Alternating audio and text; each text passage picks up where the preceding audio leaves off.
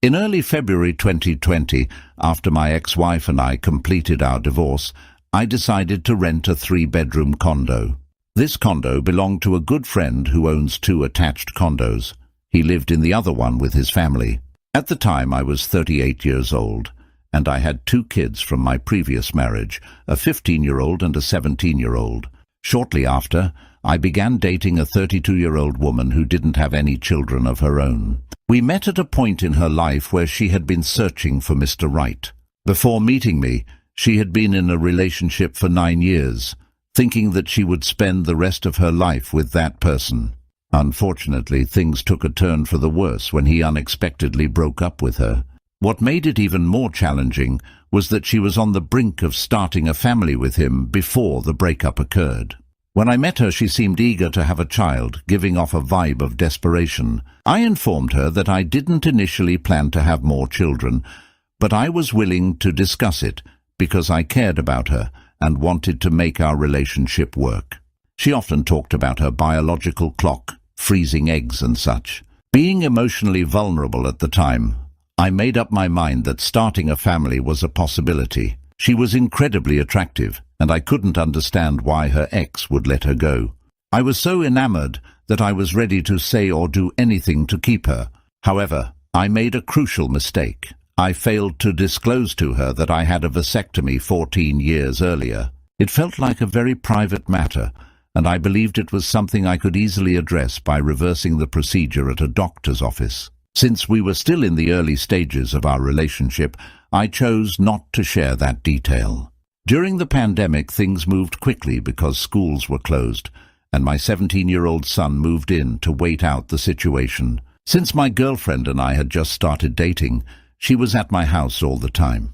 Traditional dates were not possible due to closures everywhere. Typically, our courtship might have taken months or weeks, but in just 1 week, we became physically intimate without using protection. My plan was that once quarantine restrictions were lifted, I would schedule surgery to reverse my vasectomy, so the situation didn't seem like a big deal.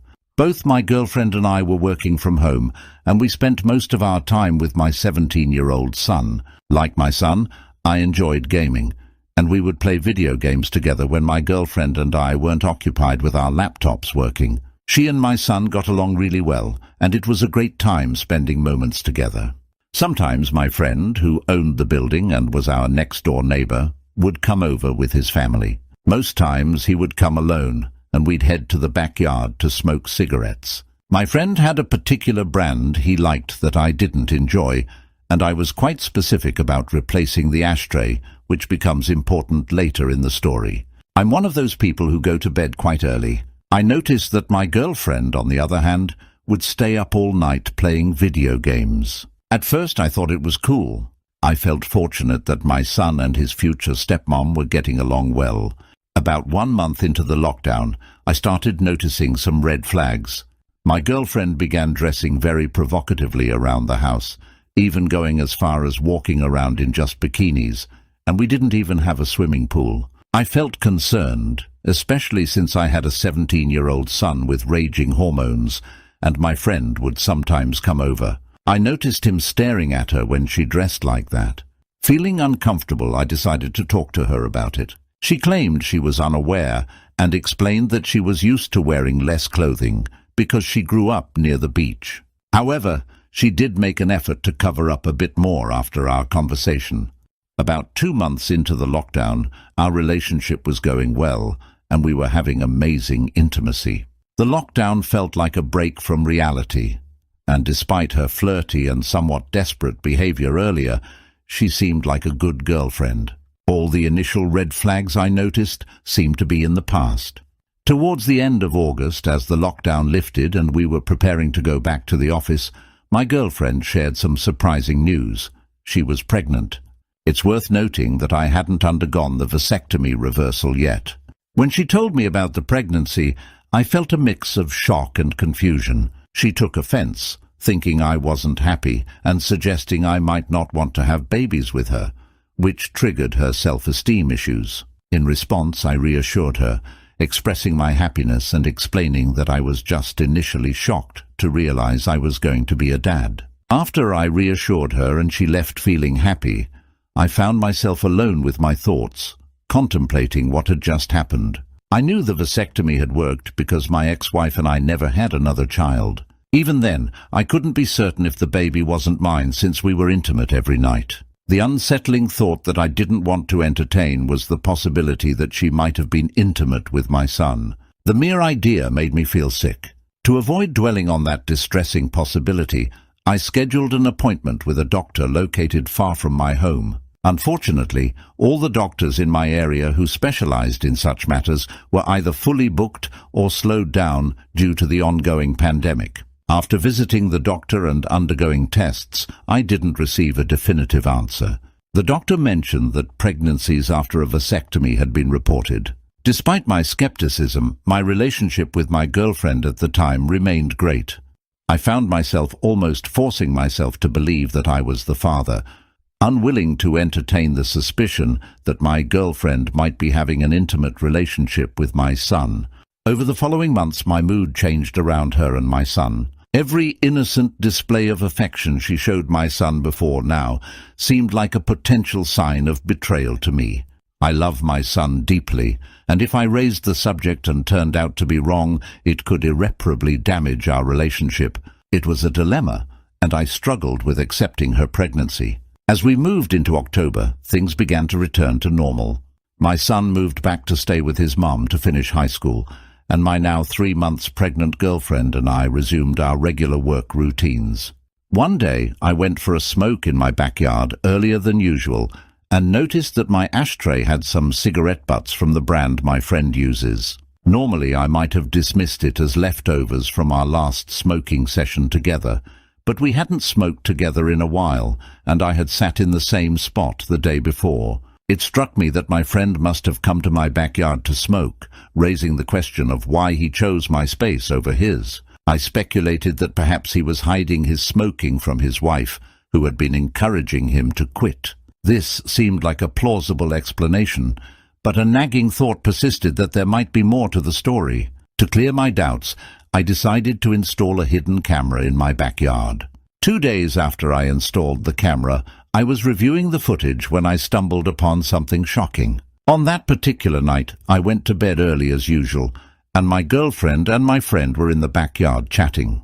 She decided to go back inside the house, but before doing so, she engaged in a passionate moment with my friend, revealing an ongoing affair. I was deeply shocked by what I witnessed on my hidden camera. Confronting my girlfriend with the evidence, she confessed that the affair had started during the first month of the lockdown. It wasn't until I spoke to my son after ending the relationship that I learned she wasn't playing video games with him. Instead, when I went to bed, she would go to the backyard to spend time with the neighbor. After confronting my girlfriend and her admitting to kissing him, but claiming they never went further, I revealed the vasectomy secret, expressing doubt about being the father of her unborn child. This revelation hit her, and she started panicking, accusing me of lying, wasting her time, and using her. I told her that she was the one planning to use me to support a child that wasn't mine, and she should go to the actual father of the child. She got angry, saying I should consider myself lucky that she chose me. I reminded her that her previous relationship didn't end well, and I had taken pity on her, but she cheated on me. She responded by saying I didn't deserve her and left. Feeling furious and betrayed, I went to my friend's house next door. I knocked on the door and his wife answered. Seeing my anger, I told her that I suspected the baby my girlfriend had belonged to her husband. Just then, he came out of the house and his wife was shocked. I confronted him, labeling him a snake, and in front of his wife, I accused him of having an affair with my girlfriend. He looked stunned but couldn't deny it. I informed him that he had been exposed, and I had the videotape to prove it. His wife kept asking if it was true, and he admitted it was a mistake. Angered, I left his house and headed back to my apartment. The following day, my now ex-girlfriend returned to retrieve her things. I attempted to get her to provide more detail about the affair, but she was in a hurry to run away without providing any closure. After she left, I called my son and discussed the situation with him. It was then that he informed me they never spent much time playing together, as she would disappear, and he assumed she went to our room.